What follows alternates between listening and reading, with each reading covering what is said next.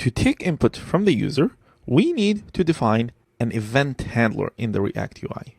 We can define an onClick event here on the Add Card button, but I prefer to handle this with an onSubmit event for the HTML form element itself.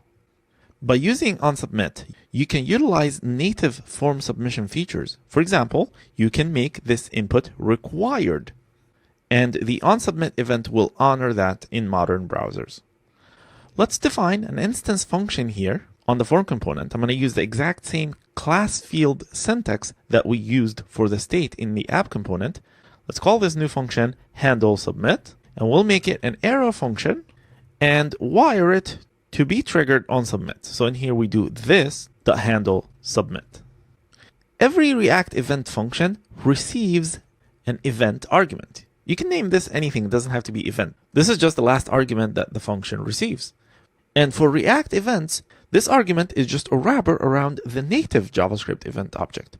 All the methods available on the native event object are also available here. For example, since we want to take over the HTML submit logic, we should prevent the default form submission behavior here using event.prevent_default. This is important when you're working with forms, because without preventing default, if you submit the form, your page is going to refresh. So just be aware of that. Now, to read the value that the user typed in this box, we can simply use the DOM API. We can give the input here an ID attribute and use getElementById to read its value. React has a special property named ref that we can use to get a reference to this element. This is kind of like a fancy ID that React keeps in memory and associates with every rendered element. To use a ref, you need to instantiate an object here. You can name it anything.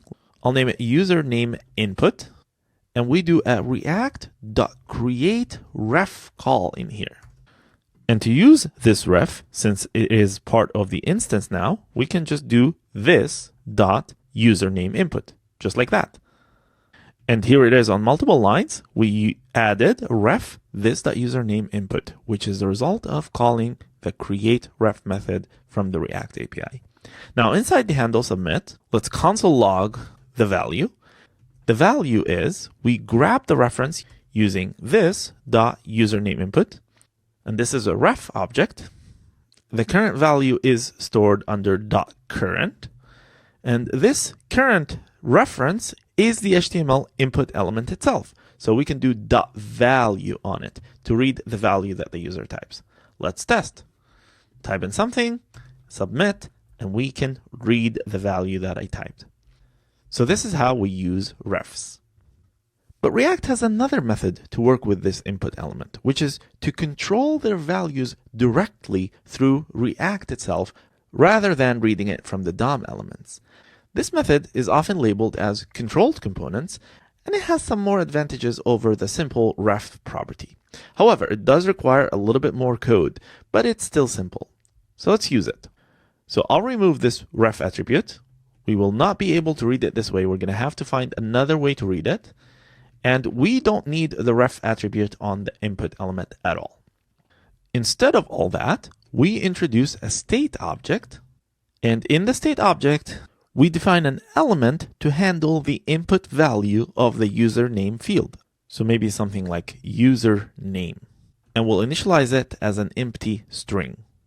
Then we use this new state element as the value of the input element. So we do value equal this.state.username.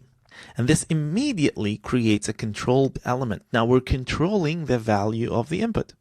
However, once you do that, you can't really type in this field anymore because React is now controlling the value. This is why you need an onChange event, so that the DOM can tell React that something has changed in this input and you should reflect it in the UI as well.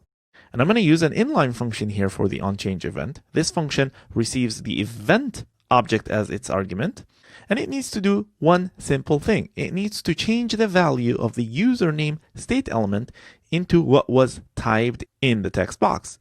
To do that in a class component, we use this.setState and pass it an object that has the new state. In this case, we need to pass it username is and in here, grab the value that the user typed directly from the DOM. So we can do that using event.target.value.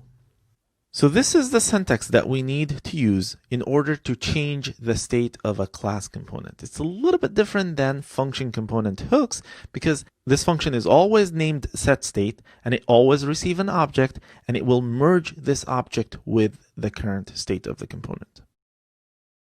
So now, if we've done everything correctly, we can access the value that the user types using this.state.user_name directly like this. Let's test that. And there we go. So basically, the onChange event happened on every character that we typed here. And it made React aware of this element state change, and React reflected the change back to the element itself because it's a regular React state change. So what exactly is the benefit of doing all this instead of just a simple ref? Well, you can see that clearly if you open the DevTools and find this input element. Right here, it's on a form component. And observe as you type something here, you'll see how React is aware of this state change for every single character, while previously React was not aware of what was being typed in the input box. So this method is valuable if you need to provide some kind of feedback for the user as the user is typing. One example of that would be a password strength indicator or the count of characters as the user is typing, as in Twitter's tweet form. Because now that this whole state is in React, we can add a UI description on it as well. And we don't need to read the value from the DOM. It's in React's memory. So that's simply the story of controlling a component to force its UI state through React rather than through the native DOM, and that keeps things in sync for React. There's nothing wrong about reading form data from the DOM if you don't need React to be aware of that data.